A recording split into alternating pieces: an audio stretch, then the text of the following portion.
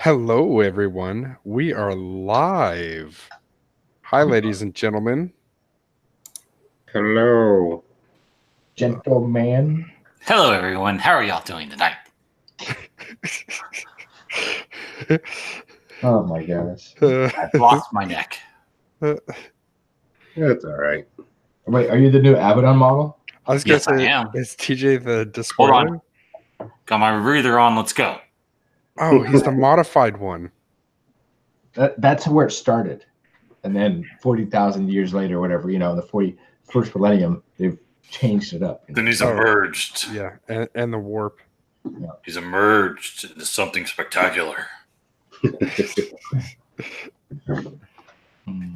swear to God, if they redo his stats and he's like almost as good as Gilliman, I'm gonna be like, so now the traders have 3 Primarchs? Yay! We got Calgar. We do. You are right. And we got Kate Sicarius. Do we? Chirp, chirp, chirp, chirp. Because it kind of looked like on that last Vanguard thing that when they talked about that this guy was from the second company, was the captain of the second company. Oh, that's right. So I was a little confused on that. There's no Captain Cato Casarius to save the day. He's back.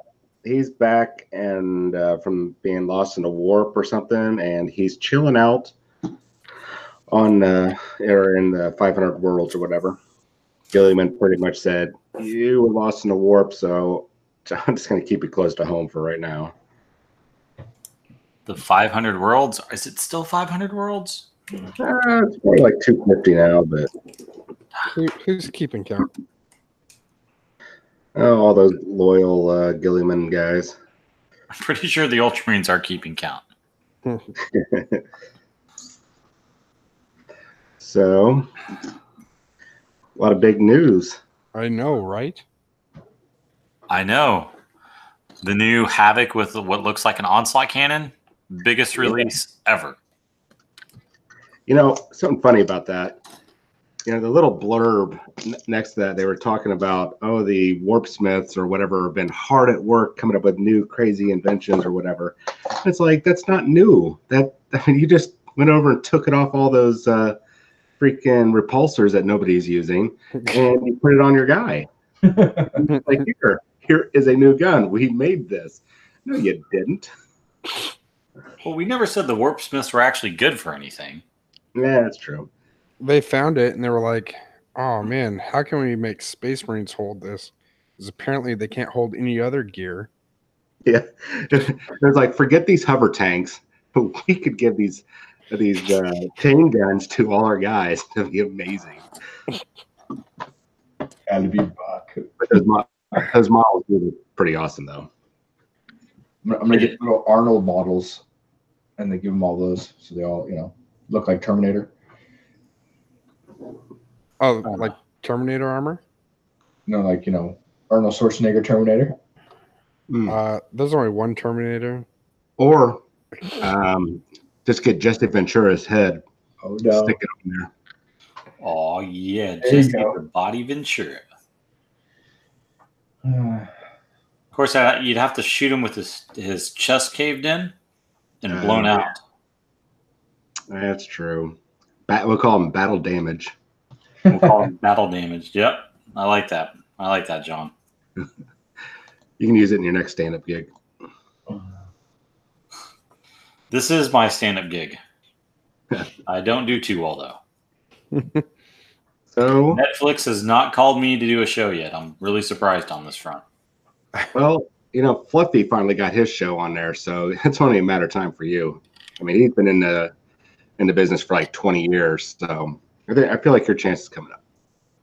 Nah, man, I'm kind of hosed. We already have enough representation on Netflix. There's Ali Wong and Kim Jong, so that's all the representation we're going to get. All right.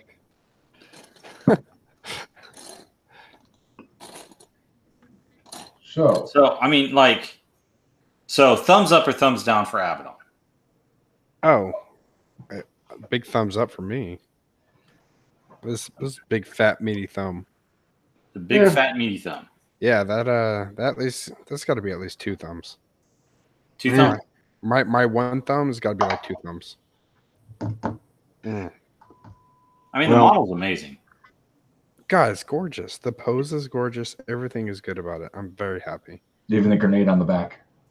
You Which, mean the on-off switch? which is great because that's the way you kill Abaddon. So yeah, perfect model. Or you power them off. Boop. Done. Do, do, do. Grenade, power off button. It could be anything. It could be his override switch. Who knows? I think that's what happened in the last 12 Black Crusades. Someone hit the button before he was done. That's great. We shall turn you off. And he's like, damn it. I was just getting started. We're just testing the waters. But if you put the cape on him, Oh, you can't turn it off. yeah, it's true. Very true. I don't know, man. That model is amazing. He looks ginormous, which is scary. I think I am jealous of Chaos right now. Okay, so we did talk about it at work, TJ, but like I know there's a comparison showing him next to Gilliman. He's almost the size as a Primarch. What keeps growing him? He's an orc. Okay, well, that right there is a possibility. That he's an orc. Are we I think- entertaining that idea? I'm just saying it's a possibility. It's not impossible. It's just very not probable. Yeah. Well, I think he has the same genode. Not he's an actual orc. I think he just has the same stratagem. That's what we'll call it. His stratagem is the longer he's been exposed because he's old. He's really old. Yeah, it's a couple years old. Look at Grimnar. Grimnar kind of grew in size. Not that big, but he did grow, and he's old space wolf. I don't know. Calgar. Look at Calgar's transitions. Yeah. He's grown. But hold it, Calgar transitioned into what? No, like how skinny he was. He transitioned to a Primaris Marine. Yeah, right. Wow. Okay, so look, he was already bigger than most Space Marines. There's a lot of, not a lot, but I'd say maybe in all the different books, there's maybe a half dozen to a dozen Marines that are larger than the average Marine. I mean, there's a whole chapter, the Sons of Antares or something like that. They're one of the 21st founding, and they're all bigger than the standard Marine. I would say Primaris size, maybe, or if not bigger. But they already said Abaddon was like a head taller than most Space Marines. So that puts him at around 8 feet, or 10 feet, 9 feet, 10 feet tall. And But he should be the size of a Terminator. Before he's in Terminator armor. So yeah. And then the Terminator armor, like wearing 6-inch heels. So it's like almost another half a foot or another head, maybe a head taller. But when you compare him, he's still smaller than in height, he's smaller than a Primarch. Yeah. And I mean, not all the Primarchs were these towering figures over their regular Marines. I mean, they were all probably about 2 feet taller, especially if you look at Unremembered Empire, the cover for that book. You see how tall Sanguinius and Gilliman are compared to humans. And then you can see in the foreground or in the background, you can see humans next to Marines and get a pretty good size comparison. They're probably about 11 to 12 feet tall. Yeah. So I just got done reading Vengeful Spirit, right? And in that, they describe Abaddon as just a monstrous of a person compared to even some of the other Terminators, the Justinian Terminators, for Horus's bodyguard. So, I mean, it makes sense that he has gotten bigger too, considering he has been in the warp.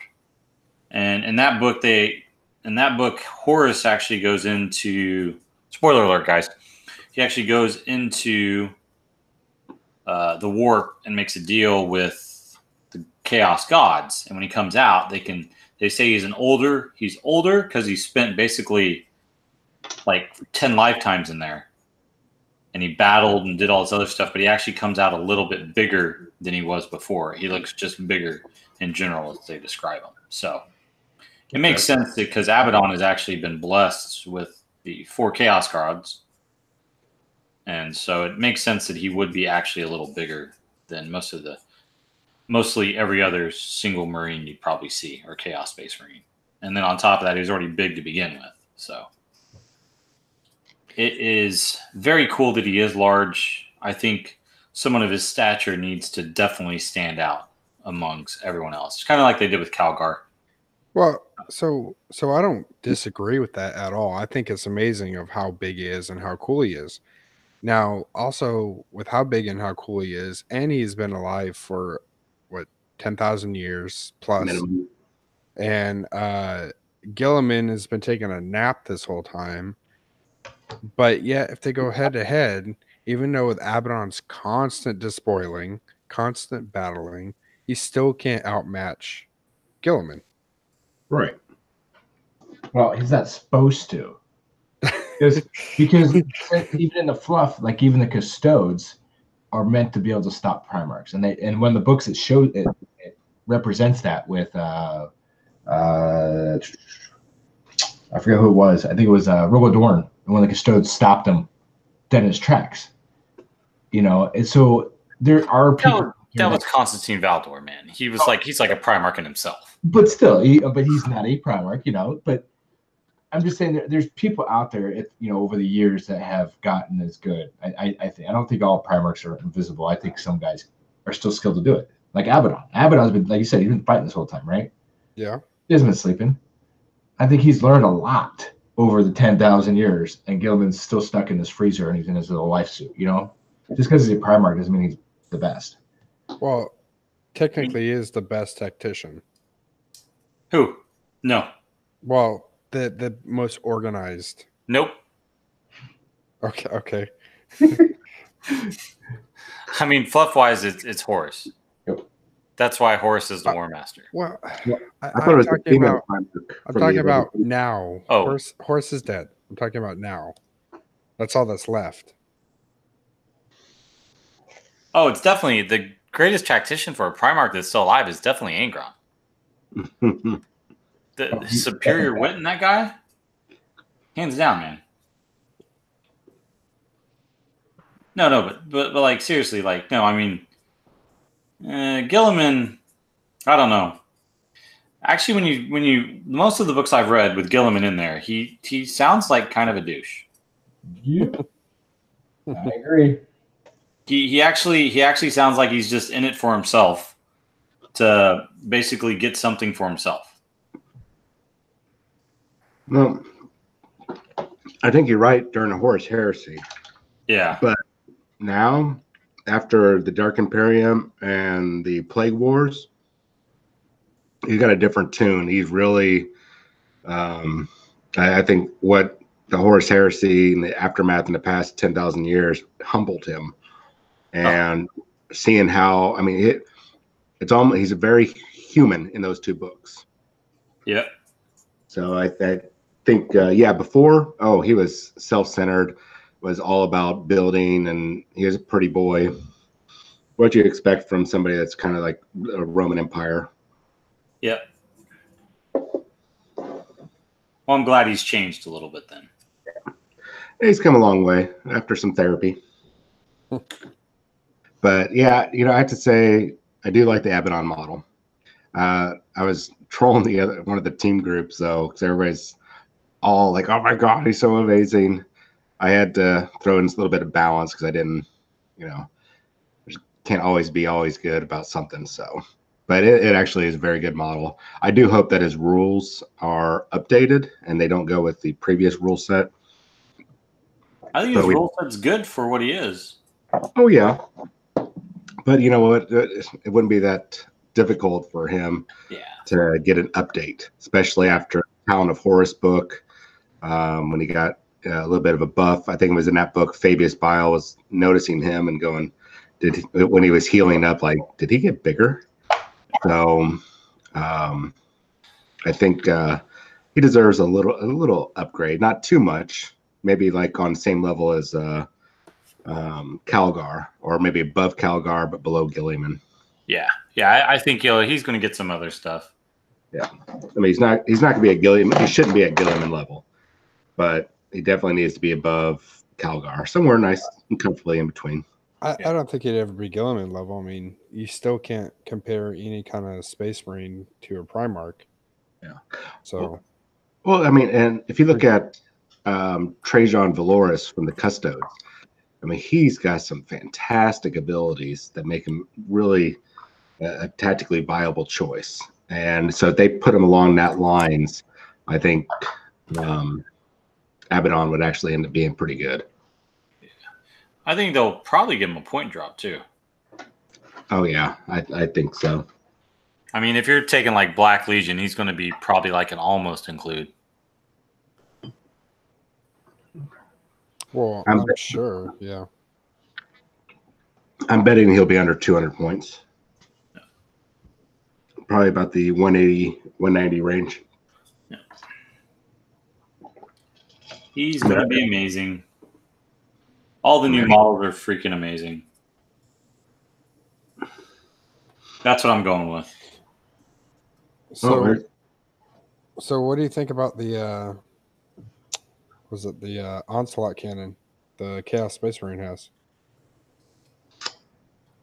Well, I like it. Some of the aesthetics I don't like about it is just a minor thing. I look at the bolt rounds. I'm assuming are bolt rounds on the belt feed. Then compare it to the barrel length or the aperture, and I'm looking at it, and the rounds do not look like they would be able to be fired outside the barrel.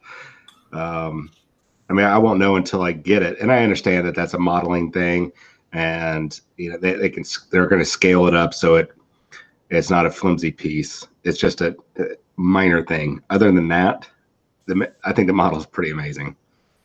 I think it's really awesome. Yeah, because I mean, game wise, they need something.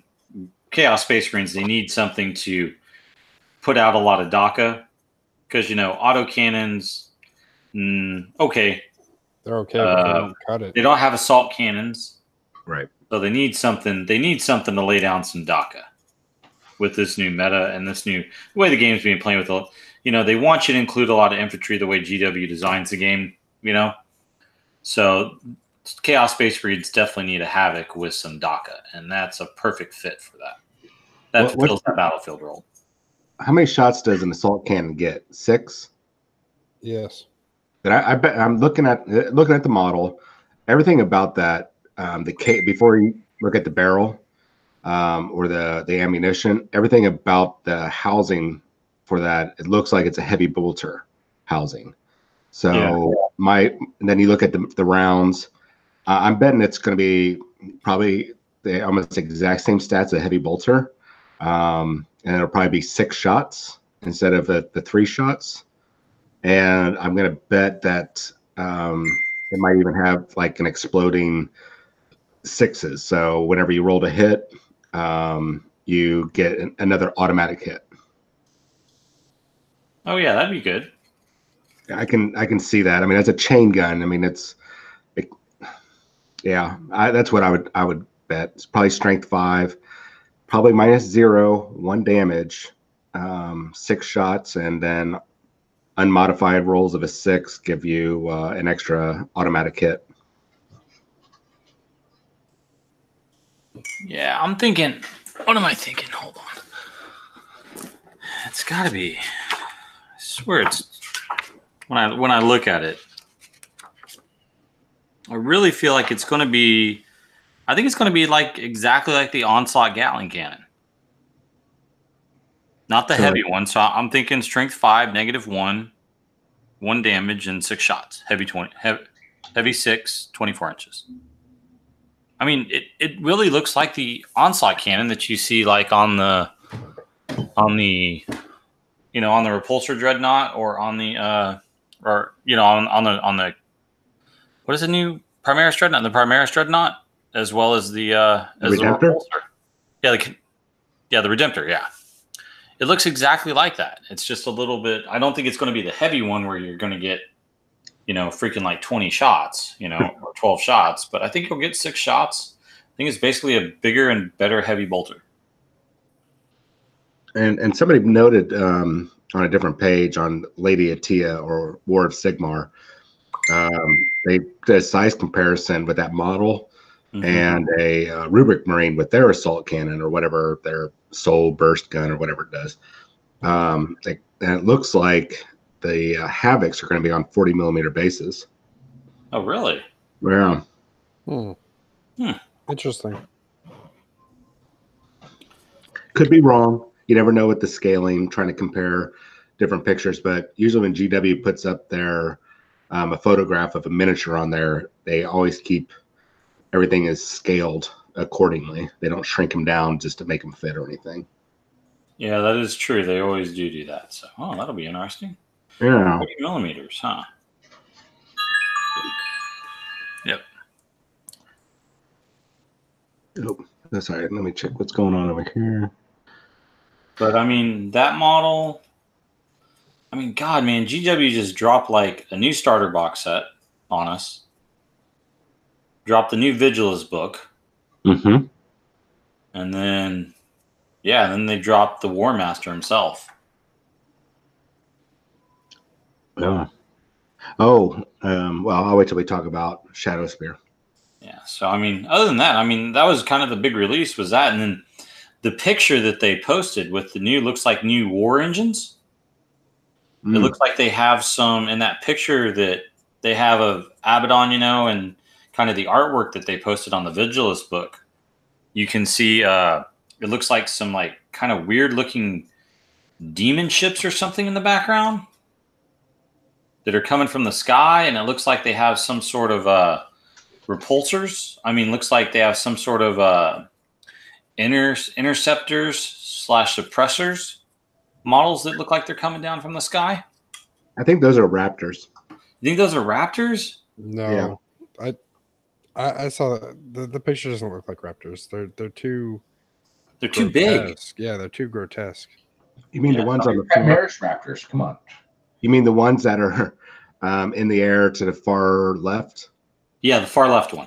Mm-hmm. Yeah, well, there's one that looks like it's the hull of the what's the flying turkey thing that Chaos has? Heldrake. Heldrake, thank you. One looks like a Heldrake. Well, there's a. I wish I could pull the picture up. Pull it up. Yeah, I'll get it pull pulled it up. up.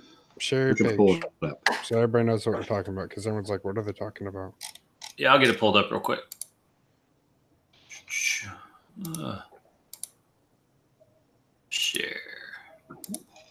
All right. So you see, okay, so right where your pointer is. Yeah, that's a Heldrake. That's a Heldrake. All right, let me click. But just look right above the Heldrake. What is that round ball with spikes? Oh, no, I'm talking about to the left. Okay, so right in here, guys, these they look too big to be Raptors. And it looks like they're shooting something. Like it looks like some plasma and looks like they're double weapons. This, of course, in the background right here, I think is another Heldrake. That's a turret. I'm pretty sure those are Raptors. Okay, I see the Raptors now. Yeah, now there's 3 things flying in the background to the center and the right. Somebody said, "Oh, they're orcs," but I don't think it's orcs because there's nothing else in there. My bet is the one where you got the center large one. Mm-hmm. It's probably not going to be something we're going to see, but the ones on the right and left, I think they're going to be some sort of flying transport for sure. Yeah, like some sort of drop pod. Good Lord, that Mauler Fiend is huge. Yeah, well, Mauler Fiends are supposed to be massive. Yeah. I know, but if you look at the guardsman right in here, that Mauler Fiend is gigantic. Oh, yeah. Yeah, so I'm betting that they're getting 1 or 2 different types of flying transports. Yeah. Real quick on a fun fluff perspective, you see how big you took the picture away. Oh, my bad. Going back. Calm down. I didn't know you were going to talk about this. You said fluff. I just figured you were going to make up something. Okay, no, I'm not. Wow, that's rude. Damn. All right. Well, so the Mauler Fiend, right, is that big. Now, Yeah. now in the game, it moves incredibly fast. Could you imagine that just charging through the ranks? Oh, that would be scary. Dude, that'd be terrifying. Like, of a guardsman squad, it just, what are you gonna do? Shoot your flashlights at it? I mean, it would just be absolutely terrifying. What are you talking about, dude? I would get my las gun and light him up. Yeah. Haven't you ever read the Imperial Primer? Your lasgun will take down that flimsy armored thing. I did read it. There's another piece of artwork, I think, on this page, TJ. It has Abaddon. This one? Okay. Yeah. There is, I don't know if it'll be a new model, but to the left and right below the claw of Horus, it looks like a new what are their chaplain guys called? Dark Apostles? Yeah. Could be a new Dark Apostle coming. Oh, yeah, that looks cool. That does look pretty cool. As they're moving away from the fine cast and obviously the metal, that we very well might see a plastic, a blister pack of a new Dark Apostle. Yeah. And of course, lots of pictures of new Terminators in there and that other picture. Yeah. So something of interesting note is this book is all about chaos, they said. So it kind of, some of the Xenos players are a little disappointed that they're not involved. Xenos players. Which means they're going to have their own campaign, you know? Yeah. Oh, yeah. They were in the first book. They got theirs, man. And then on Imperial, I haven't heard anything from Imperial players, but a few Xenos players were a little disappointed. Maybe rightfully so. I don't know. But yeah, it doesn't really look like Imperials will be getting anything either. Look how massive this model is. Well, now think about this. Look where his left leg is. I mean, if you were to take that Primaris Marine and put him on the same ground level as Abaddon, I would imagine that he's not that much taller than a Primaris. Yeah, he's about right here. Yeah. Yeah, so he's big for sure, but I don't think he's that big. But he's his size is very fitting for who it is. Well, you got to think too, though, the 13th Black Crusade, the gods might have gifted him more power after the fact everything happened too. So, you know. Oh, for sure. That can make him grow. Everything makes sense. Yeah. So let's see here. So this is the normal model. If I get him, I'm not putting the cape on. I don't like the cape. I want to show the on-off button. Oh, you can take. Oh, you don't have to put his cape on. That's fantastic. No, you really don't, because down here they show him without the cape. Oh man. Okay, you I don't might like actually. this cape? No capes. Haven't you watched The Incredibles? No capes. You don't wear capes. Or the Spider-Verse. The new Spider, Yeah. right? The same thing. No capes. I mean, capes are ridiculous. And I can't stand them. And even that little, is that a tabard or what's the little loincloth thing he's got in his crotch? Yeah, I'm cutting that off. I hate those. It's like they don't make sense to me. Yeah, it's blocking his jungle. I mean, plus, John, when I get this thing, you know what I'm gonna do with it, right? It's protecting it. I'm gonna paint it white, like 30K World Eaters, just for fun. Oh, okay, that'd be cool. Well, you know, the only thing I could think of is, you know, since these guys they do have like all the Astartes do have a kind of a knightly look to them. Mm-hmm. Is that, you know, it could be one of those things where they're wiping their blades clean or something like that on there. I don't know. It's for when they take a doo-doo, you know? I wish I could sit down with the designers and go, hey, why do you always put this on there? Because of battling. I mean, I can understand when it's a Black Templar. That makes sense because they got the full tabard. But that, I never understood what that is. So I've told you which face do y'all like? I like I'm angry, right? I'm angry. This is... I don't want to smell people's farts. No, I have a sleeping problem. So that Oh yeah, that's his CPAP. I CPAP. was CPAP machine. born in the darkness. Or Or the Bane mask. We'll call him the Okay. Bane mask. let's go with Bane mask because that's better than CPAP machine. And then we have the. Did Mortarion fart? Is that what I smell?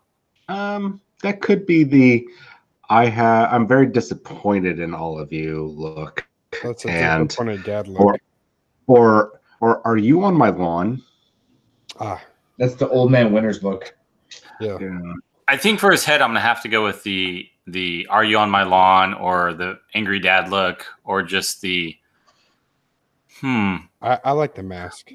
What do I'll you probably- think would have happened if Horus lived? Oh, I don't know, because his little lupercal or whatever they're called, they were pretty damn loyal to Horus. So Horus, I don't know. okay. I think the disappointed dad look, I think he's actually contemplating why he still has a top knot after 10,000 years. That's a tradition. That's I his do have face, to say, though. I am very happy with what Games Workshop did there. It is a fantastic model. I love the model. And even with the little things that kind of irk me, it's still a fantastic model. There's no way I can't imagine if anybody would be disappointed. So well done, whoever sculpted that. You should get a raise. Did they mention if it's plastic or fine cast? Because look at the new Commissar model. It's fine cast. Well, that Commissar model, I have a feeling that fine cast, or not fine cast, the resin, now they won't call it fine cast, that those resin models like that are going to be very limited. Like if they do a special edition model, because making a resin mold is a lot cheaper than the die cast molds they have to make for the plastics. But they're using their 3D printer machines now. Yeah, but I still imagine that's still plastic. What about that Canonist model that was plastic? You remember that? Oh, yeah. Yeah. Yep, I have one. No, she wasn't plastic. She was that resin. You mean the one that was from John Blanche artwork from the 3rd edition Sisters of Battle Codex? Yeah, where she's like stepping on a skull. Yeah, she was resin. Is she? Mm-hmm. Yeah, most limited edition models. The only ones they haven't done that have been like kind of limited edition was like the 500 Storm model, which that Space Marine, and then the Night Haunt wasn't. Yeah, wasn't resin, but I think they were similar to another kind of like plastic model, so maybe they just made the mold at the same time. Yeah, well, like the 30th anniversary Space Marine and then you have all the Space Marines. All of them are been plastic, I think. Yeah, except for what is his name? Her name is Severina Rain. She's resin. Yeah, I can understand that though. I'll tell you, I don't think there's really a rhyme or reason, but I think a model like this, it's going to be part of the regular line. It's going to be plastic. Yeah, they're going to have it on plastic all the way. Yeah, those details and everything and the way he's posed, he is straight up plastic. Maybe Slanesh got to him and he's really plastic.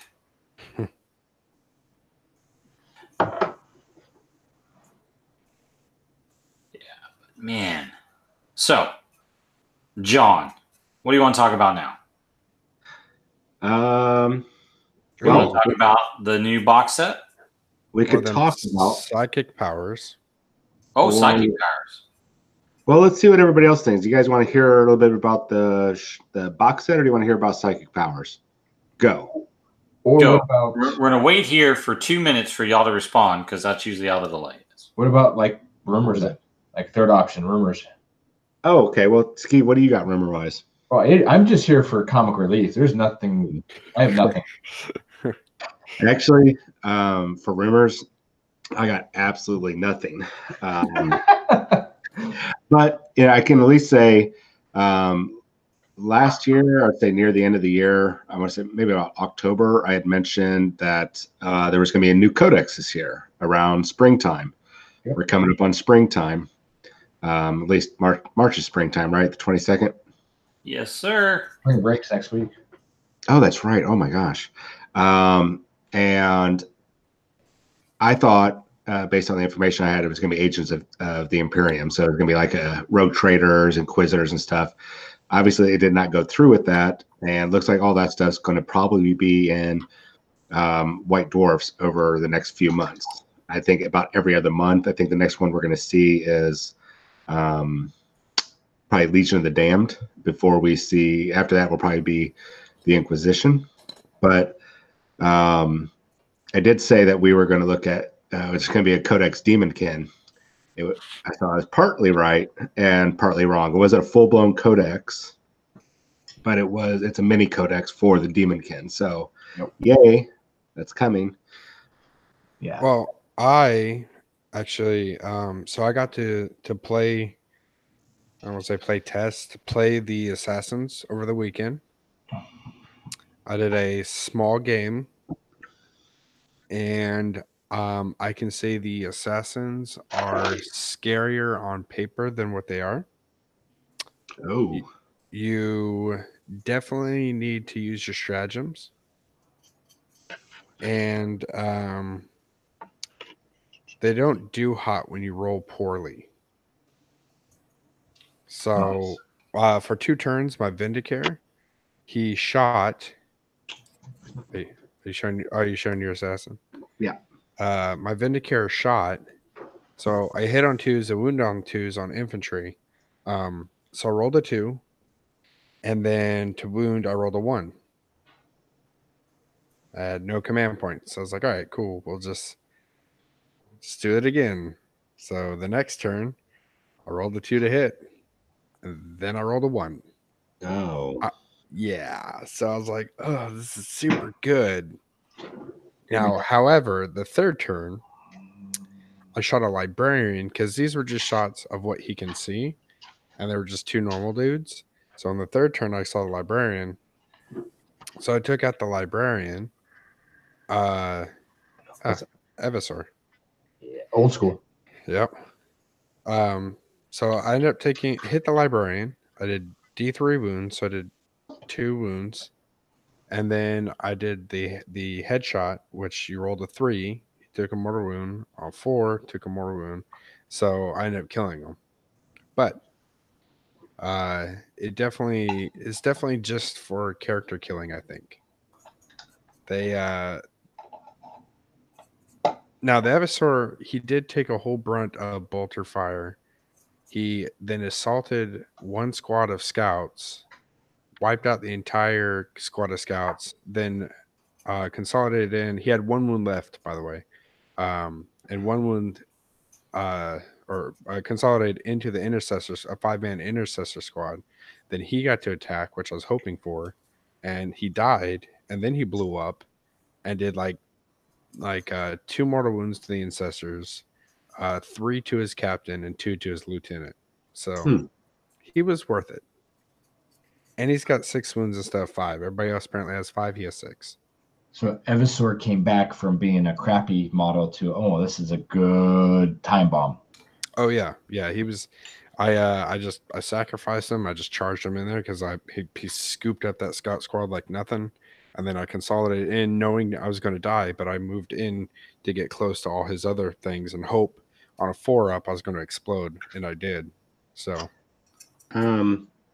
so you're good with taking the Eversor, but the Vindicare you're not too hot about. He's very particular. I have 3 Vindicare assassins. They're my favorite model, ever since the old school one. But having him shoot troops, because that's all he can see, is such a waste. Having him kill, any kind of character that's what he's made for. And when I finally did get that hit off, it was pretty effective. I killed that librarian because he had no invul save. He was just pretty much dying at that point. Well, here's why I'm asking, because I'm going up to play at the Citadel the first heat of their tournaments.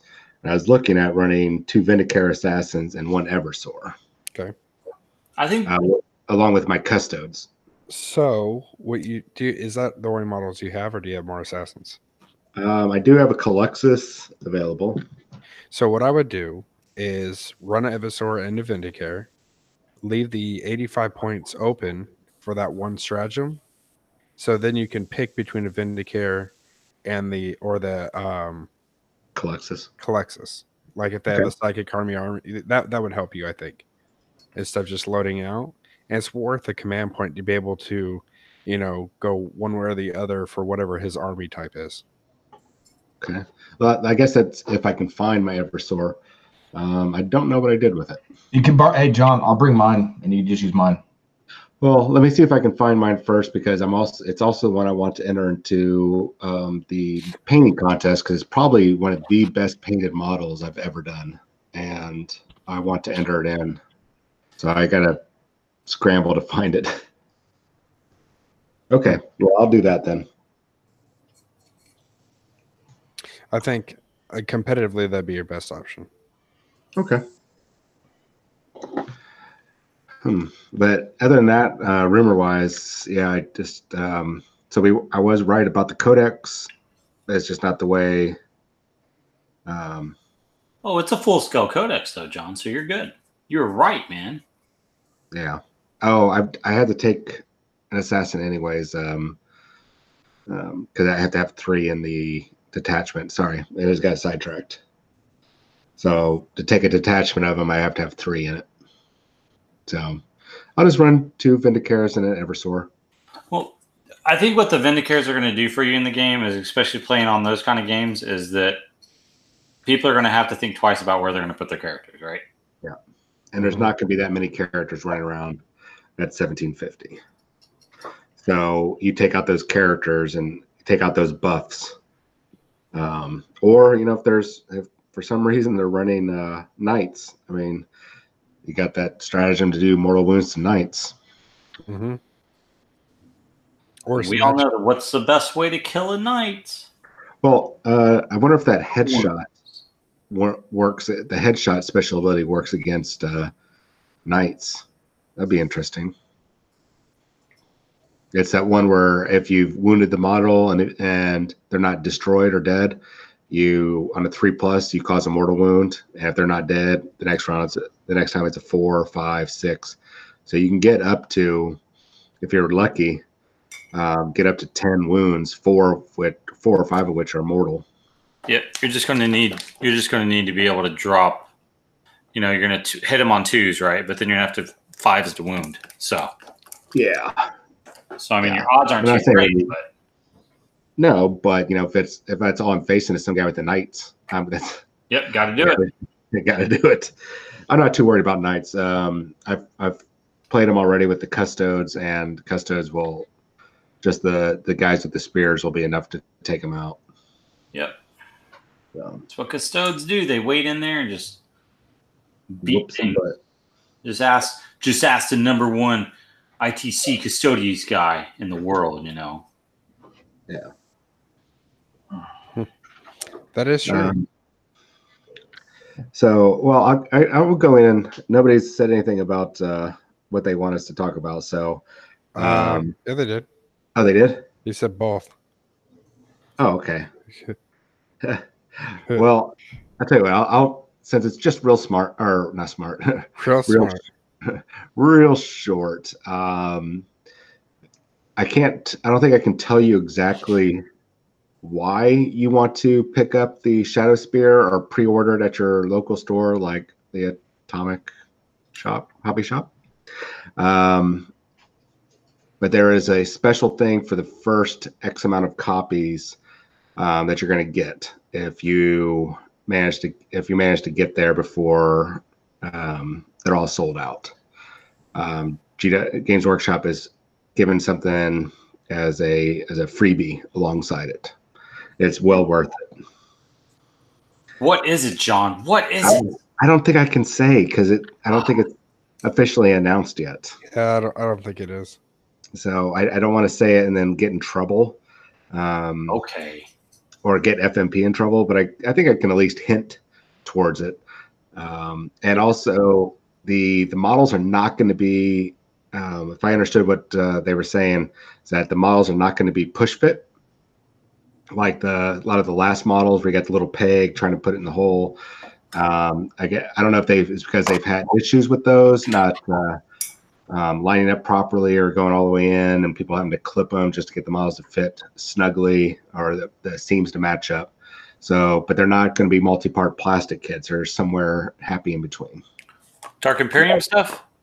I would say probably like Dark Imperium style, yeah. Cool.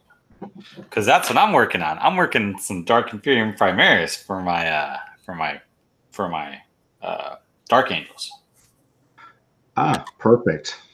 Well, let's say. Let me also say this: I'll probably get us in trouble if I say exactly the dollar amount, but this box right now is looking at the best savings out of any box Games Workshop has put out as to this date.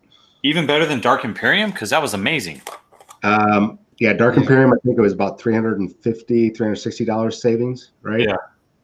I mean, $350, $360 worth of stuff in there.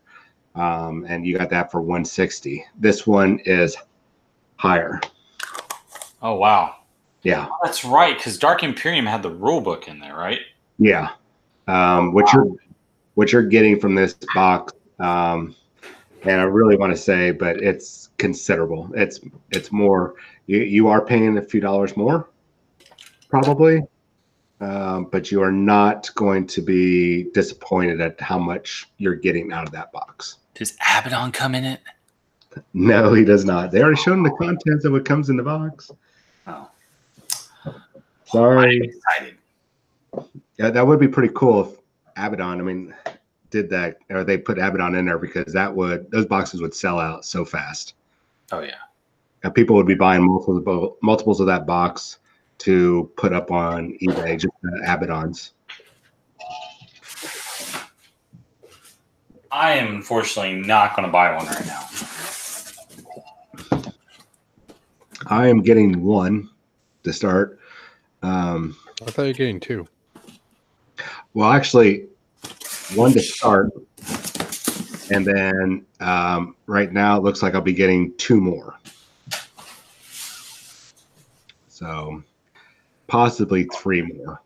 But I'm going to be trading miniatures with other people. So giving up the Chaos Space Marines for more of the Primaris. So right now it looks to be about three boxes worth. So we'll see. It all actually it's going to depend on how many points all those models are. But I imagine the infiltrators, the troop choice, probably going to be 80 to 100 points. Probably going to be about 17, 18 points a pop.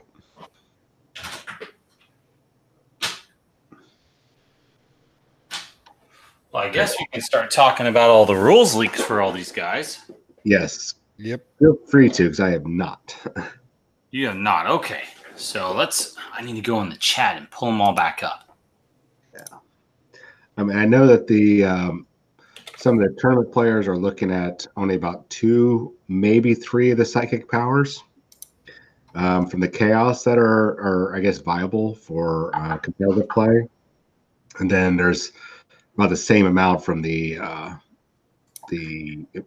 what are they called? Space Marines. So I was looking this up real quick. John, did you notice how fast Citadel within that week changed everything with the tournaments and the number count? And did you notice that? Yes, I did. So I just want to put that. I'm not saying we were the cause. So mind you, I'm not, because I said I wasn't mad at them. I was just there in the debacle. But it truly shows Games Workshop as a whole know they watch community sites and they do listen to their community. And I have a good feeling this is a good example of it. So yeah, and I give them props because of what they did.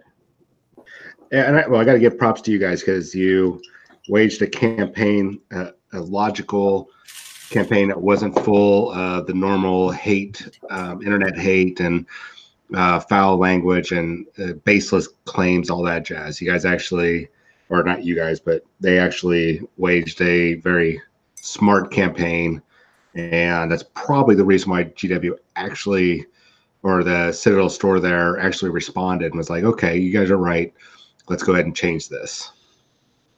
And what I was told by an individual that talked to the Citadel itself, a lot of those primary decisions of how it was set up was not their choice. It's higher. So they got stuck in the middle of it. The best way to put it. Makes me wonder if it's the corporate office over in Frisco that has the say in that, or if it's across the pond. For ours? Yeah, I mean for their decision making. Oh yeah, who knows? Because I know right now they're doing their heat. It's like some in the UK sometime soon is doing. They're doing their heats as well. And I've looked at what they run it and how we run it, and it's not the same. So, well, sorry to distract you guys from the psychic powers. Well, I actually just found the link for that gun, the one that looks like the Onslaught. It's called a rotor cannon. Yeah, the Horus Heresy version. Yeah, so it's 24 inches, heavy 4, strength 4, -1, 2 damage apiece. But I think that's the Horus Heresy version, not this version. You sure? That's Horus Heresy version. Yeah. That's the leak I'm seeing. Wait, is that? Well, okay. Well, it could be. I'm not going to say it's not. Oh, doesn't mean that the leak's right. So. Right. Did it come from any of us? I mean, no. And we're never right though. Well, very little. What are you talking about? You guys are always right. Yeah.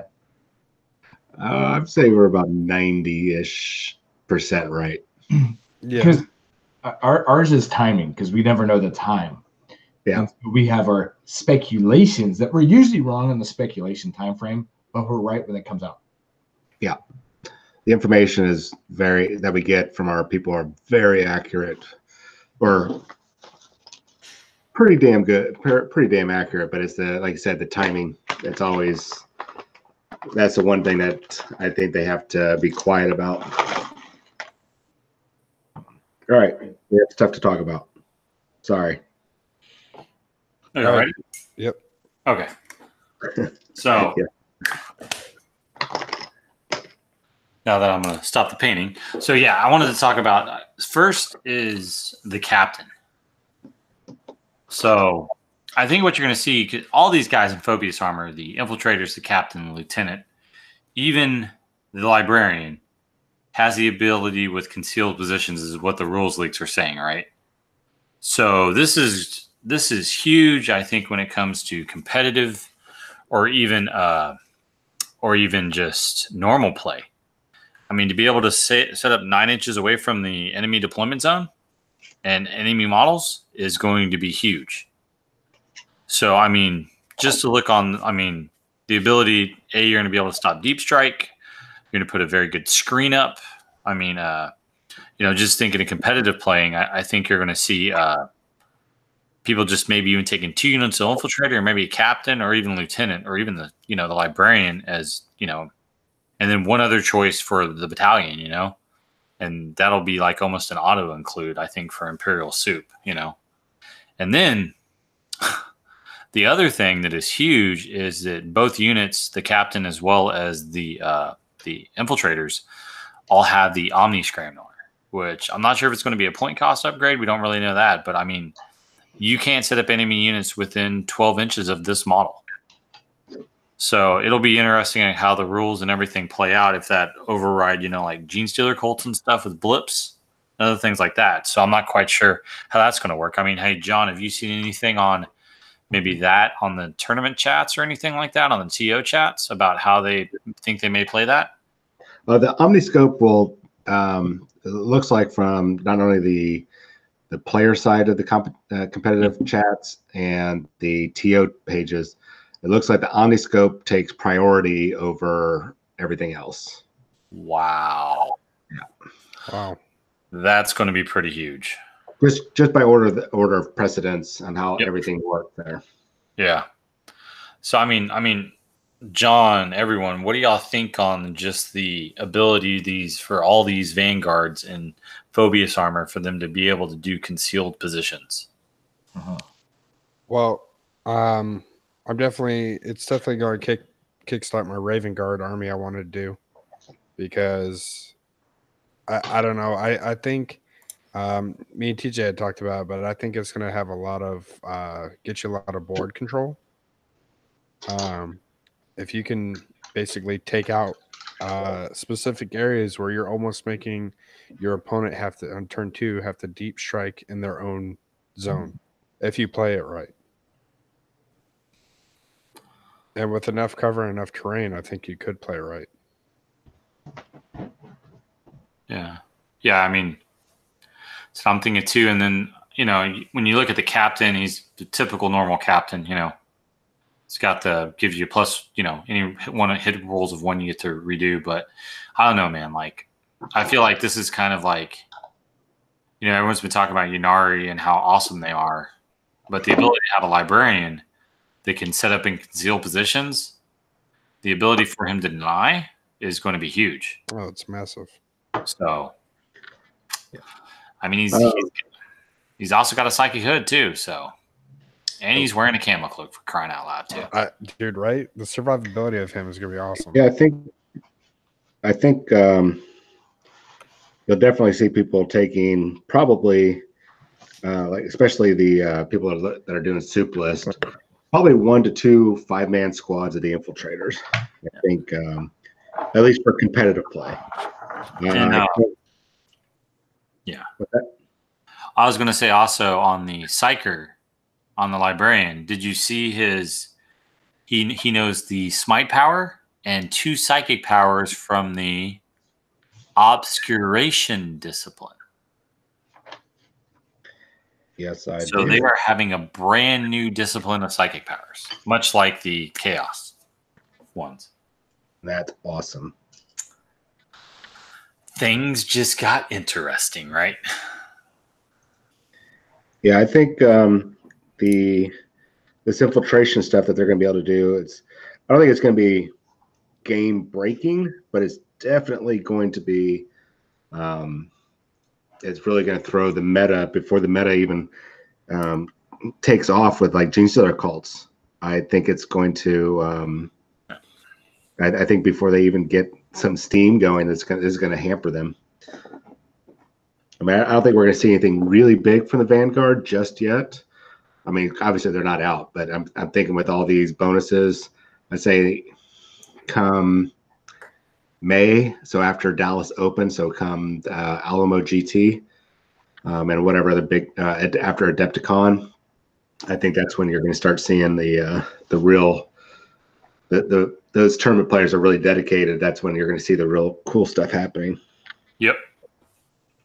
Yeah, there's going to be a lot of play testing because, I mean, just the infiltrator squads are very interesting.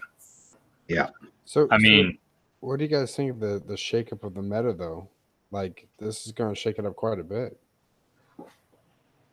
Well, I mean, the new Vigilus book is going to shake up the entire meta when it comes down to it.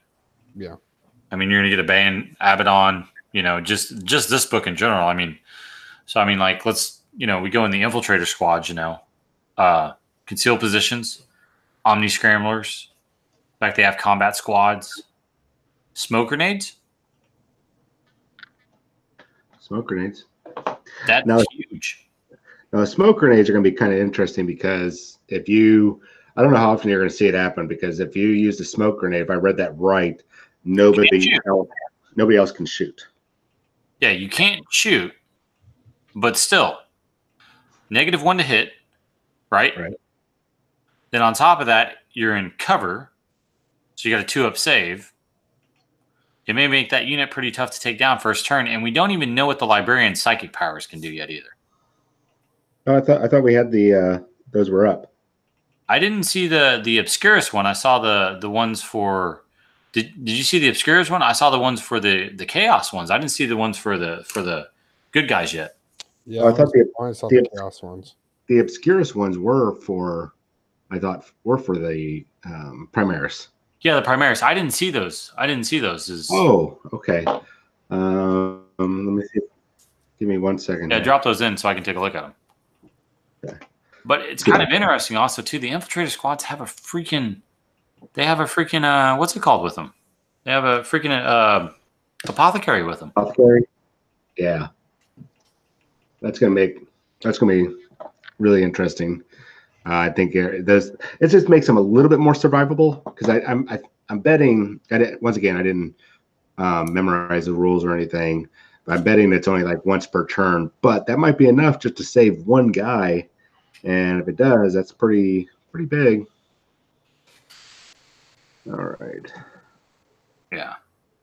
So while you're looking at that too, we can go over that. But I mean, just everyone kind of has read about the lieutenant. He's got the grab shoot, but I think and everyone read about the suppressors, which are. I'm really liking the suppressors, to be honest with you. I mean, so we didn't get a chance to talk about it. There's a lot of hate right now about those models, and then the other argument comes too is with they have jump special rule, right? And they have grab shoots, and they move 12 inches. So everyone's argument is, why do you need a big old jump pack if all you need is a grab shoot to be able to move 12 inches and fly? So what's your guys' thoughts? Well, I don't know because they have the fly keyword, and as you look at those models with their back, we haven't seen the other side of the backpack, but from the artwork, there's a little jet engine on those, and their feet are the same thing as the Inceptors. So I'm not sure why people are upset about that because, I mean, I don't know. To be fair, everyone's going to be upset about it. So, that's true. There's always going to be someone upset about it. You know what I mean? True. I like models. I guess I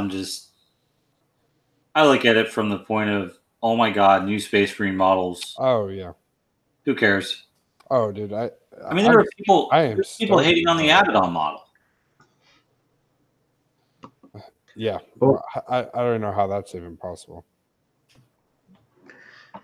When I look at the rules for the suppressors, it is really weird. Why give them jump pack and fly special rules and then give them grab shoots? It's kind of redundant. It sounds like it's almost like it's a misprint. They weren't supposed to put grab shoot as part of that. Yeah. Something else, not grab shoots. It's like grab jets or something. Who knows? Well, and what's the special rule that the Inceptors have that lets them deep strike in? I don't think it's called deep strike. Yeah, let me look real quick. Let me pull it up. All right, I'm really trying to get this pulled up here, but my internet is, or for some reason, Facebook. Are you trying to pull up the Malefic Discipline? Nope, I'm trying to pull up the whatever they're called. The Obscurus ones. Ah. All right, where is it? Sorry, I thought they were all floating around, or I would have kept it. Yeah. Let's see here. The Interceptors. The Inceptors. No, not the Interceptors. Let's see here. They have a rule called John and Jonathan are amazing. That's a good rule. John and Jonathan are amazing. My favorite rule. He is a superhero. What? Yeah, you've been hiding that this whole time? Well, Yeah. Oh. So John, their power is called Meteoric Descent. Ah, Yeah, okay. all right. They could have just called it Deep Strike. I'm going to put the link up in our chat, and you could click on it because. Cool, and I'll read over it. But I can read off a couple of these. Now I'll let TJ do an analysis on these. The first one is called the Shrouding. Then there's Scryer's Gaze, Temporal, found the good ones. Temporal Corridor, Hallucination, Tenebros Curse, and Mind Raid. I'll read off one of these. The Mind Raid, it's Warp Charge 6. This is the 6 power, by the way, if that matters. If you manifest it, you select an enemy model within 18 inches, and it has to be visible to the Psyker. That model's unit suffers a mortal wound. If your army is Battleforged and the model you choose was a character, you can roll 3d6. If the result is equal to or higher than that model's leadership characteristic, you gain 1 command point. What? So Is that infinite? Jesus Christ. what do you mean infinite? So you could just keep gaining command points from this if you roll higher. I mean, at most, you're only going to pull out, if you go first, you're only going to get maybe, well, not even if you go first. If you have a full 6 rounds, yeah, you could potentially get up to 6 command points if they have 6 characters. So, yeah, it's possible. The number 5 one is the Tenebros, and I might be pronouncing that wrong, Curse. And once again, this is another charge value of 6. And this one's kind of interesting. If manifested, you select an enemy that cannot fly. And so those, I think, Wardens or the Knight Errants or whatever those knights are that you have constantly sprinting across the board to wreak havoc, you can target them. So it can't have the fly keyword and is visible to and within 18 inches of the Psyker. The unit suffers a mortal wound. In addition, until the start of the next psychic phase, you have that unit's move characteristic and the result of any advance or charge rolls made for it. Jesus. Yeah. So you go for those big nasty units that that once they get into close combat, like I don't know, a 20-man blob of Khorne Berserkers, you hit them with that. That's going to be pretty bad. Yeah. All so right. I mean, let's kind of go over the Shrouding one. That's kind of interesting. I mean, enemy models can only shoot this unit if it's the closest target that is visible to them. It would allow you to kind of hide a unit, basically. So the first one's more, I'm going to try to hide something, right? Scryer's Gaze.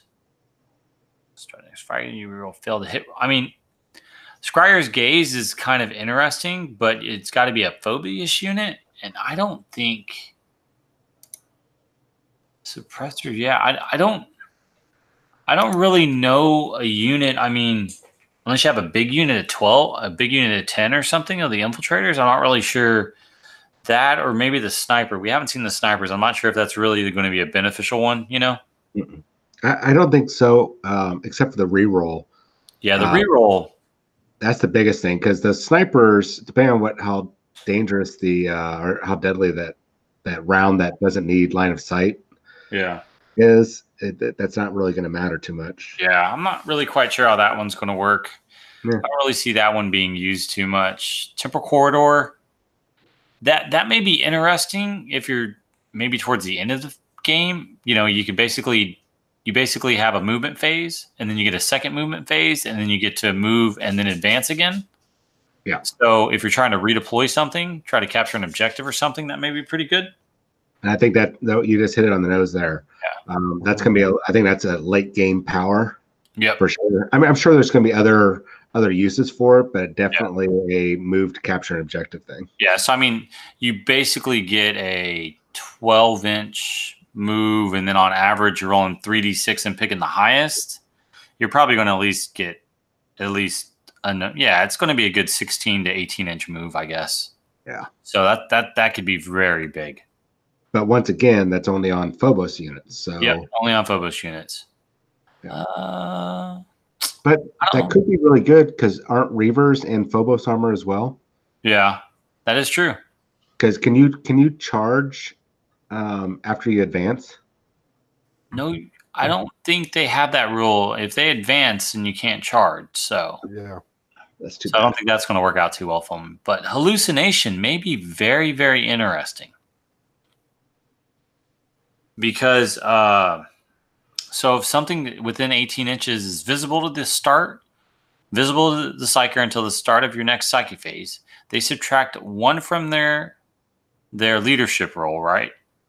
And in addition, your opponent must roll 2d6. If the result is greater than your leadership characteristics, they also subtract 1 to hit rolls for that unit until the next start of your psychic phase. So versus, I always think of the top players, right? So 18 inches, you're already basically mid board. 18 inches is, Castellan. Maybe it goes off, and heck, then a Castellan's a -1 to hit. So I mean, or like Yunari or something. Maybe you can see the Dark Reapers or see the Shining Spears or maybe Scat Bikes or something. Something where it does a lot of firepower, and then they're a -1 to hit. So I mean, the Eldars could counteract that, right? But still, a -1 to hit is pretty big. And if you're fighting something like Raven Guard, be a -2 to hit on their most adept unit to kill off your army, so could be pretty big. Yep. So you already talked about the other one. So I think you're going to see a lot of mind raids. Yeah. Yeah. Getting a command point, but it has to be a character. So that may be kind of hard to do. So and depending on the cost of these Vanguard librarians, I could see somebody sneaking them in there and just having one be pretty much inactive most of the game, and having that temporal corridor available to them. I think that's going to be a sleeper psychic power that the guys that are tournament players for capture objectives. I think that's going to be a big one. Yep. I will agree with you on that one, John. But other than that, I mean, they're not at least the Vanguard ones are not overwhelmingly awesome, but they're not bad either. Yep. They're not amazing, but they are beneficial, I think, when it comes to Marine players. And giving that other psychic discipline will definitely help out Marine players. Let's be honest, man, they need some help right now. Yeah. So, Jonathan, man, you're the Chaos guy. Let's talk about some new Chaos units. Well, I'm actually pretty excited about the Primaris, but I do I'm pretty excited about like all the new models that we're getting. However, I saw the profile of the Spider, and it's going to be very situational to use it. I noticed the big downfall is 10 wounds. And from my experience playing tournaments mostly, and games that have armor killing stuff, if you don't go turn 1, that spider's going to go down, even with the invul save. Thinking of when I was running Helverins or Armigers, they were always going down turn 1. There's always a knight dropping, and that's 12 wounds. So now when you got something like the Spider, the Deadly Spider, that is 10 wounds, and it's only strength 6. I don't know. I think it's a cool model. I think it's neat. It seems a little left field though with the design. You know what I mean? Like we got all the beasts, all these things like Mauler Fiends, Hell Drakes, and then they're like, well, let's make this Black Widow spider thing. It seemed to, as a Chaos player, it seemed a little weird, I guess, for me. It's neat, another demon engine, but For the most part, I think it'll be good for just kind of fun play. You know what I mean? Like just having fun games and just running it. I don't think having it as competitive, it's not gonna. I don't think it'll hold up personally. And then you're giving away, first blood essentially.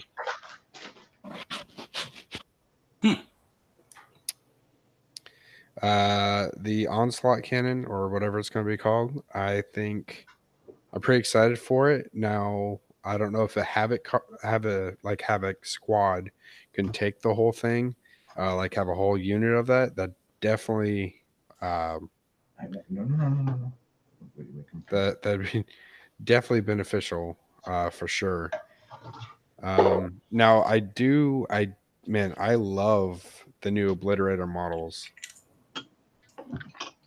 The only downside, and it's a personal thing, is that I have to now get 9 Obliterator models because I already have 9, but they don't look anything like these. And I haven't seen them in comparison yet, but they almost look like they're going to be big as the Age of Sigmar, like, what they called the Rat Ogres or whatever. You know what I'm talking about, Ski? Yeah. Storm Fiends or something. Yeah. Yeah, the Storm Fiends. Sorry, Ski. They look to be the size of Centaurians. Are they? Okay. So it's a little bit smaller. Well, it's about the same size, I guess. But yeah, it's a lot bigger than the standard Obliterator. A normal Obliterator is the size almost as a Terminator. But I think the model is beautiful. I was looking at it and I was like, man, I was kind of hoping they would do some kind of callback to them being tech marines. You know what I mean? I mean, granted, they're so warped. There's not going to be any remnants of them being a tech marine, but I think it's pretty cool. Because that's what Obliterators are. They were tech marines that were, warped to be Obliterators. So overall, though, I'm pretty excited. What's his name? They changed his name twice. The new HQ model. The Dark Master of Possession? Yes, the Master of Possession. What's his name? He has like a named version. Oh, okay. Yeah. Well, I mean, they were pushing the name version and then they changed it to the Master of Possession. But I think he's a bad A model, man. I know he is. So when I look at him, I was like, man, since I was in the military, I was like, he is completely designed for military tactics. He is ready for the field. John, you agree with me, right? Yes. Because you're telling me how passionate you were about how he looks military ready. Wait, are we talking? Which one are we talking about? The Master of Possession. Oh no, I was talking about the captain, the Vanguard captain. The Vanguard captain. Is he the one with the two daggers? No, that's the lieutenant. Oh, he doesn't know which one to use. I don't want to say the word because somebody's gonna take the wrong meaning of the actual word. But they, any of you military guys out there, those guys look like a certain type of, we'll call them gear monkeys. Yeah, I like gear monkey. Gear monkeys work. That works. That works. Yeah. That must be some Army and Marine thing. I don't get that one. But yeah, it's for people that go out in the field. Oh. Yeah, the action doesn't need the fob. I'm sorry. I didn't do that. I really enjoyed the air conditioning and the lobster and the steak. Yeah. Nothing less than a 3-star hotel. Okay. Yeah. Or you don't travel on wheels. You have to fly everywhere like you're important or something. Oh, well, of course. Yeah. Who you drive? Is that a thing?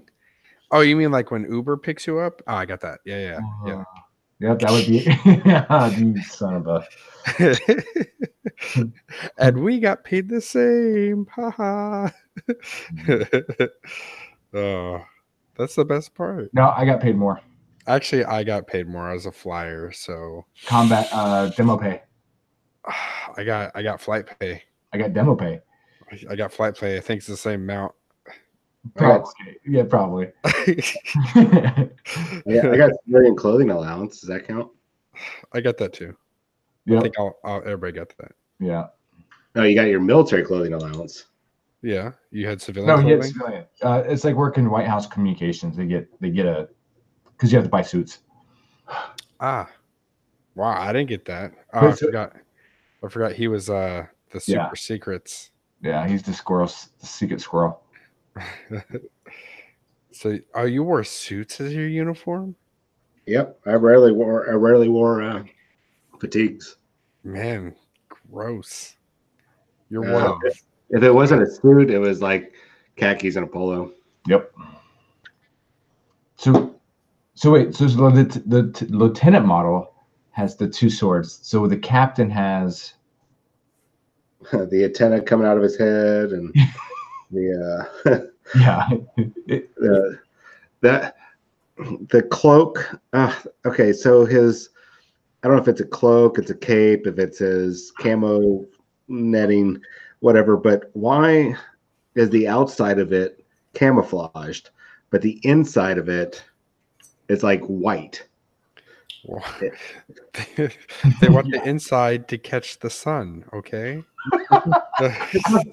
And I know you're not used to wearing camouflage, but it just doesn't make sense. I wore camo at times when I wasn't wearing my flight suit, Which was like 0 to none, but yeah, good. Move on.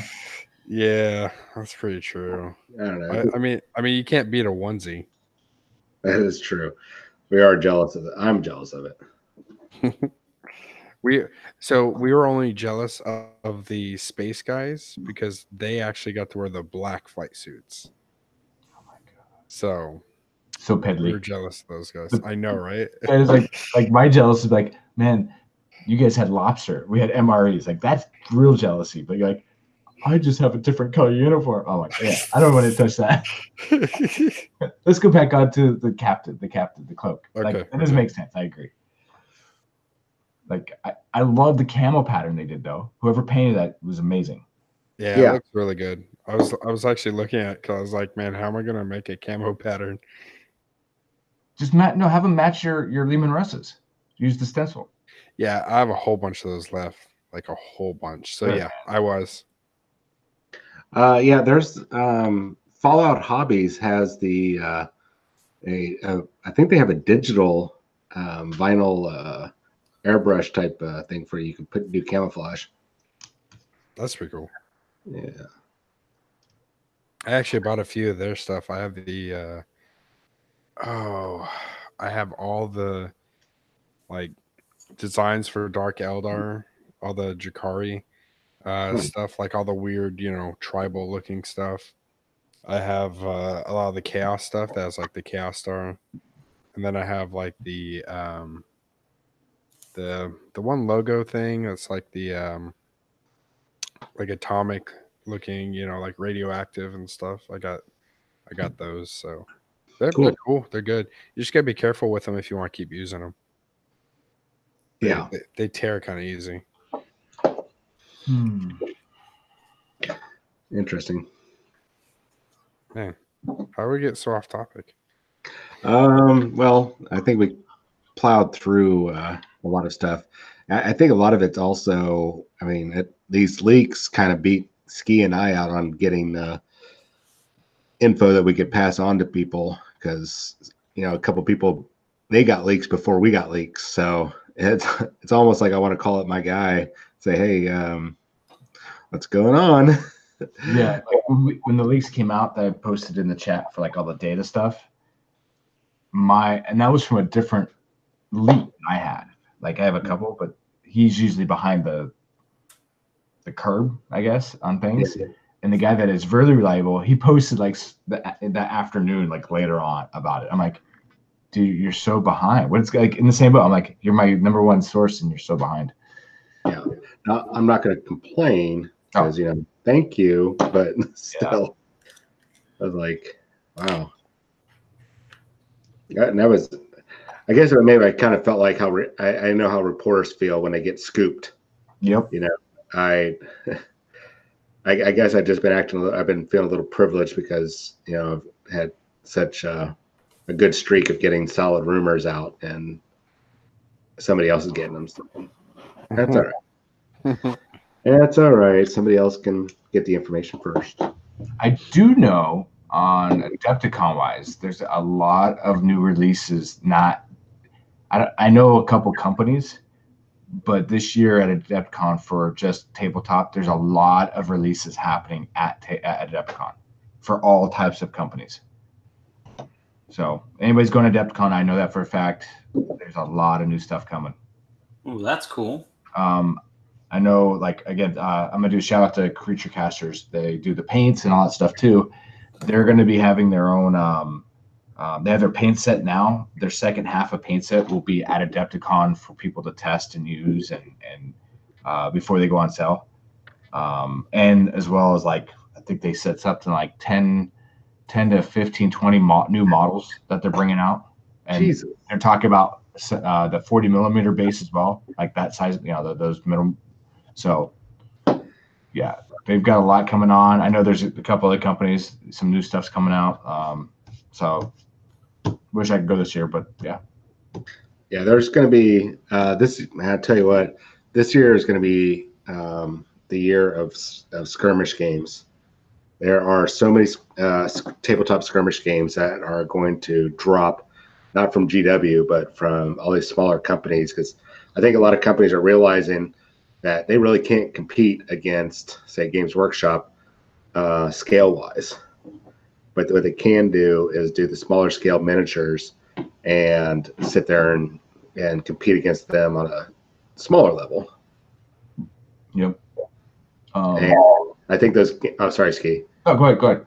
I think those games that have been kind of dominating the scene for a while, like Infinity.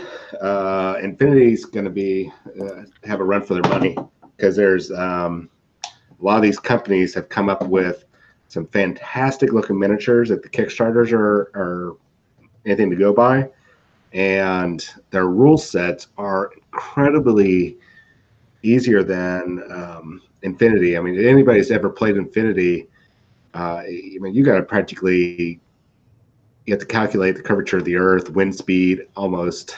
Yeah. I mean, even trying to hack stuff. I mean, you practically, it feels like you actually have to write the computer code yourself to hack computer stuff into in that game. It's gotten a little ridiculous. It is a good game, but it's gotten. It's a D20 system too. Yeah, it's gotten too full of itself, I guess, or too big, or convoluted. I don't know what the word is I'm looking for. But you have that. But the one thing I did hear about, there's a lot of companies that are doing the small skirmish games, and they're doing their Kickstarters. But a lot of the companies, and I missed out on a Kickstarter that I should have done, but it was a one-time only run. And the models are gorgeous. I think it's called Hate or something like that. But a lot of companies are doing that now too, where they're like, okay, cool, we're going to make this game. It's just going to be kickstarted. We're going to release it from Kickstarter, and that's it. Like, it's a one-time run like that. And it's usually really good games. Yeah. Either if it's a board game or if it's a little small skirmish or whatever. And the company, that's how their companies are making it. Yeah. You're right. Look at Kingdom Death. Oh, yep. I mean, those when those guys put out a new set, they only do a limited run and they sell out almost immediately. And I think that is a good model, because having all this stock, you just don't know the shelf life of your game. Yeah. I mean, look at a couple of very successful Kickstarters. Soda Pop Miniatures put out one called Relic Knight. I bought into that.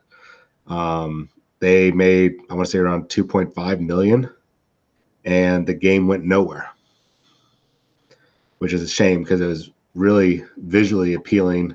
It's actually a good skirmish level game. But speaking of skirmish level, all my paperwork's in, so I can start running demos and events for Arena Rex.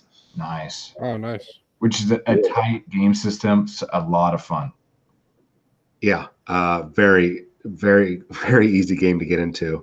And the models are I gotta say, next to Kingdom Death, these models are probably the best sculpted models on the market.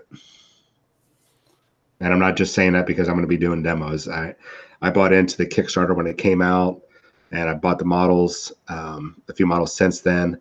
They're absolutely freaking gorgeous. So if you have a chance, check out Arena Rex. Yeah, those guys are fantastic. I'm hoping to live stream a couple of games in about 2 weeks. Do it on the channel. We'll see if I can figure it out. Sweet. Cool. Yeah, those guys who invented that game are amazing. Yeah, between them, doing demos for them and doing demos for Zone Raiders at the open miniature game, I'm hoping I'll be cranking out maybe about 2 videos a week. I'm hoping. We'll see. Or 2 videos every other week. Did you see even over the weekend we've been streaming some Magic the Gathering too? Yes, I saw that. Yep. When I logged in, I was like, when the heck did we start this? Why wasn't I invited? Well, I mean, it is at your place of business. I'm just kidding.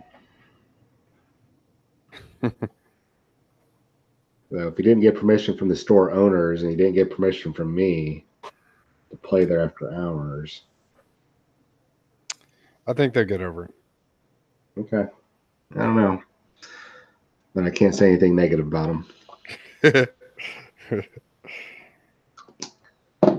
But yeah, it's going to be, I think it's going to be an exciting year, not just for 40K, but games in general. A lot of, man, I wish you guys, I don't know how often people pay attention to game expos, but like Gamma is coming up in, I think Gamma is this weekend or next weekend. And you're going to see so many tabletop skirmish games coming out and RPGs. I mean, it's a big event. So be paying attention. GW will be there. I imagine they're going to reveal a couple of their upcoming games that are not going to be sold through their stores. They'll be like the little licensed ones through Barnes and Nobles and like Hobbytown USA. Oh, cool. Yeah, a lot of cool stuff about to hit the shelves. Kind of excited. And then something else for conventions for people, I forgot all about this until today, is Valhalla in Utah. Oh, yeah. Oh, yeah. And they changed the way they do it. It's no longer like an event. They do it as a Kickstarter now with different rooms and stuff. And so you basically are, helping funding the event, the week-long, just gaming at any time you want kind of event. Very exclusive, very expensive. Very nice. Like that is, it's amazing. On that there's extra tickets. You don't have to stay on site. Yeah. I saw that. Which is cool.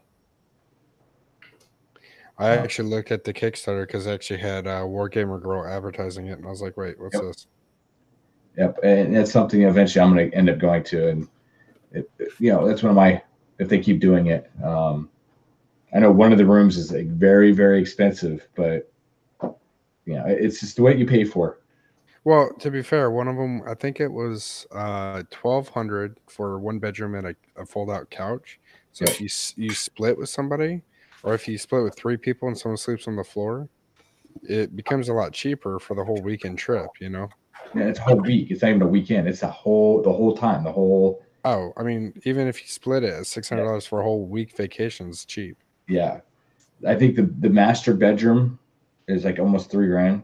But it's away from everybody. You have your own bathroom. It's, a little more private. And they pick you up from the airport and they drop you off at the airport with their shuttle. Food, you get food, breakfast, lunch, and dinner. Yeah, pretty much all of them are like breakfast, lunch, and dinner too. Yeah. And you can play games at any time. They do narrative games there. I know Jen and Josh from Creature Cast are going to be there doing painting. And they'll sit down and help teach you how to paint while they're there.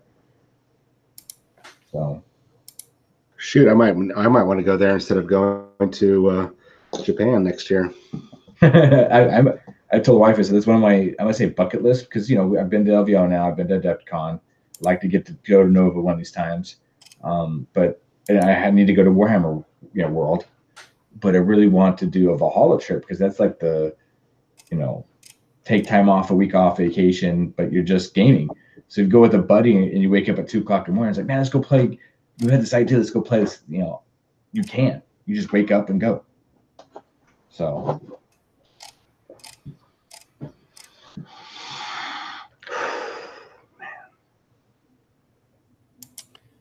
Cool. Well, I think that's pretty much it, guys. We covered a lot of stuff.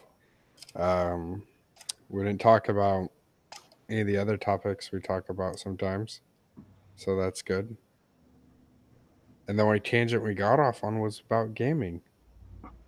Well, in the military. And then the military, but black jumpsuit, angriness. It was a flight suit. It was an awesome onesie. Ugh, so nice. Just throw it in the dryer. No wrinkles. No discipline. Yeah. Oh man. So there was this one because we had black boots and we had to shine our boots, right? So I actually enjoyed shining my boots. However, when they got rid of the BDUs and went to ABUs, they had those green boots, and then they made us start wearing the green boots. So I was like, oh, cool. They're suede. I don't have to shine no more. No blousing straps, just, you know, whatevs. Spoiled little brats. I did have ABUs, but I did have them sew in a blousing strap. So it was almost like a jumper. So you could just, Stop talking. Yeah, let's go back to the real world. That was the real world, at least for 6 years of my life. So what are we missing though? So we got this big release for 40K, massive needed release. We're still waiting on Shadespire with the Sylvanus that were leaked out. Age of Sigmar is just kind of sitting there. I mean, yeah, nothing new coming out. I think, was it last year was the Summer of Sigmar, or is it this year? I don't remember. Yeah, it was last year. It was last year. Oh, that's right. It was Summer of Sigmar because Soul Wars. So, yeah, I don't know what. I think this is going to be the summer for 40K. Yeah. Because, I mean, come on. AOS got so much love. They were just like, AOS. Like, I even started AOS Army just because they were like, AOS. But, I mean, there is a lot of fluff going on with AOS. Leon, I know he put that in chat. But for releases, we just don't know any. Like, the last releases we had were get starter boxes, really, which were needed for those 2 particular armies. But we're just kind of waiting on what's the focus, like what's going to be the focus. Not, we know, you know, the after effects of the Necroquake is coming. You know, there's a lot coming for Age of Sigmar, but when and where is it going to start? Where are they going to start it? Well, Leon asked if the vaults are opening in AOS, and then Elliot asked, do we think the World Eaters are going to get their own codex? I might be able to, or Ski might be able to help out with one of those questions. Well, I don't know what he knows. Yeah, that's right. There is talks from one of my guys, or I can't say, well, this gal from over in the UK was talking about the future of White Dwarf and how they're going to be including rules and stuff. And I hinted about that earlier. After the Assassins drop, we're probably going to get Leech in the Dam, Imperialis book inside there, and all that jazz. She had hinted that AOS is going to be getting the same treatment. So this could be where the free guilds, or no, is it free people or free guilds? Free people and the dispossessed, which that might be where they get their rules. Don't even say it. Don't even jinx it. Don't that does not need to happen because there's no need for Age of Sigmar. There's no need for it because they could tie it all into one book and call it.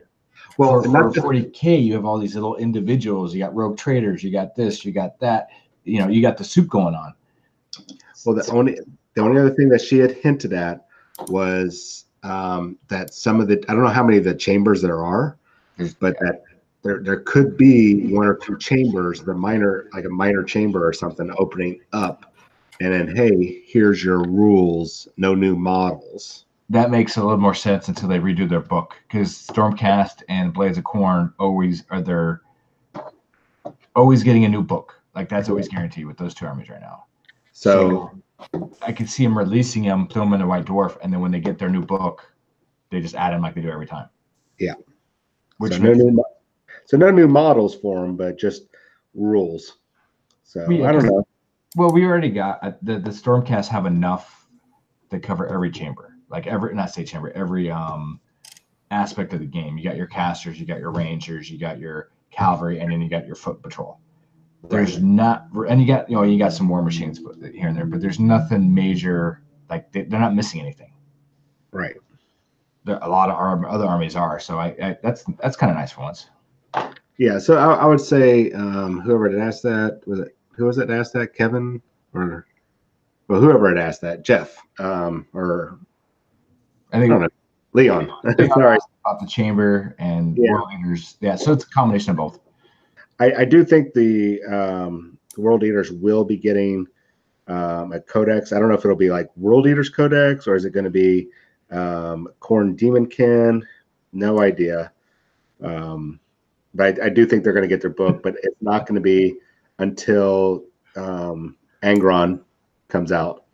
When you see Angron, I would pretty much lay odds that they're getting a World Eaters Codex.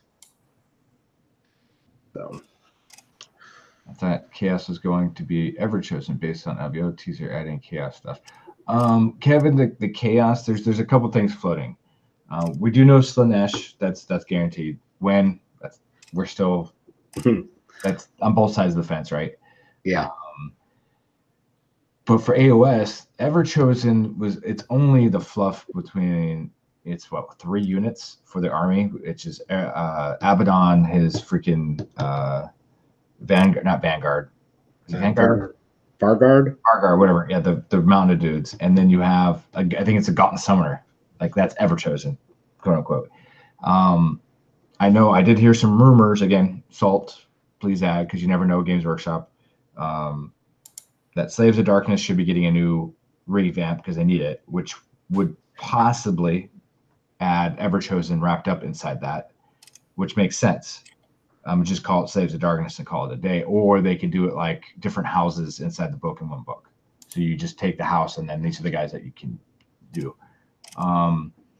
So I just don't.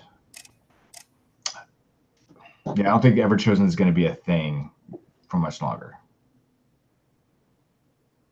I agree. GW is being once again very quiet. I think they're getting a little bit more control over what's leaking. Even the Shadow Spear stuff that came out, we've hinted at it before, is that it's a leak, but it's really an official leak that they give to somebody that they trust, or it might even be just an employee who leaks it online, like, oh, I know somebody that works at GW. It's actually me, but I can't tell you. And they are the ones that are actually releasing it according to whatever's dictated to them. I don't know where I was going at with that. Oh,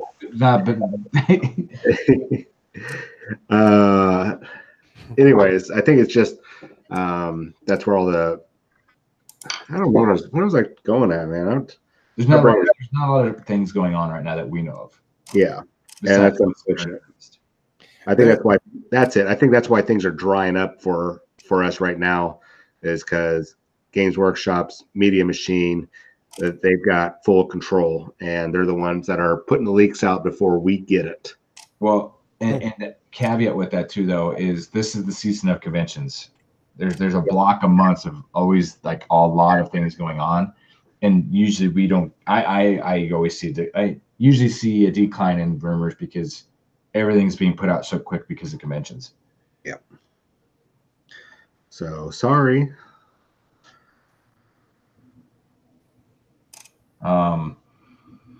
But yeah, there's just I don't know. And for Leon, the Deepkin is great if you wanted to start the Deepkin. I've seen 3 different viable lists, good lists too, by the way. At LVO, one of the lists that I was working on that I couldn't figure out how to do the way I wanted, the right way. A guy from New Jersey in his podcast, God, I forgot where I have the sticker. He was running the army I wanted to run, but better. And so I asked him, and he kind of showed me what was up, and I was like, wow. Then I saw the whole Eel army, and then I saw like a little combination with some allies and stuff. So Deepkin's great. Good army. You'll have fun painting them. The story's great. The fluff on them is amazing. Like, yeah, and their order. That's what, for these elves, they're an order elf, even though if they lead raiding parties to ump their souls so they can stay alive. So yeah, good choice. I mean, first choice, of course, is destruction. You either go orc, trolls, goblins. Yeah, that would be the number 1 for me to tell people to play. But Deepkin is good, a good second. Cool. Well, I think that's it, guys. yeah, I think we covered a lot. Yeah, we did. Not as much as I would like, but that's not on us though.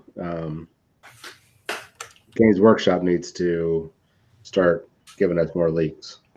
Well, I think they stuck to the tight lips kind of thing because they've definitely they've gotten really tight with their stuff.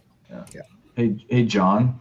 Kevin wants to know, you add any forge roll to your custodes because he's painting a bunch. Yeah, it's kind of hard to see with my camera's not the bestest, but for the heat that I'm going up to this week, I've got 3 of the Venatari custodians, the new jump pack guys, and I'm base coating them right now. I plan on running. Right now, I'm looking at running 6 of them, 3 for this weekend, but 6. And I just ordered about 2 weeks ago, 2 of the Palace. I think I'm saying that right. Grav tanks, the little mini ones with the guns. They're like 100 points a piece. I think they're going to be really, really good and give me a much needed edge. So yes, I am. Don't think I'm going to be running any of the dreadnoughts. I think they just get taken down. They get taken down too quick. But other than that, I am looking at running the Grav carrier, the little short yellow bus. And at some point, I want to run the Orion gunship. I saw one of those at LVO, and I fell in love with it. It has to be in my army somehow, even if it's just a centerpiece on a board. It's got to be there. So. You have a good one. Good night, Leon. Yep. Yeah, man. Thanks for joining us. Yep. Have a good night, Leon. All right, gents. Well, as always, special thanks to our Patreon supporters. We actually did get some really cool wireless lapel mics.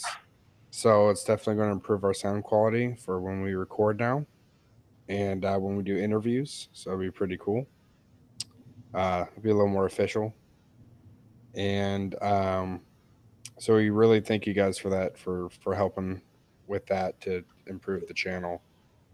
And thanks everyone else who also participated in the chat. We appreciate you guys.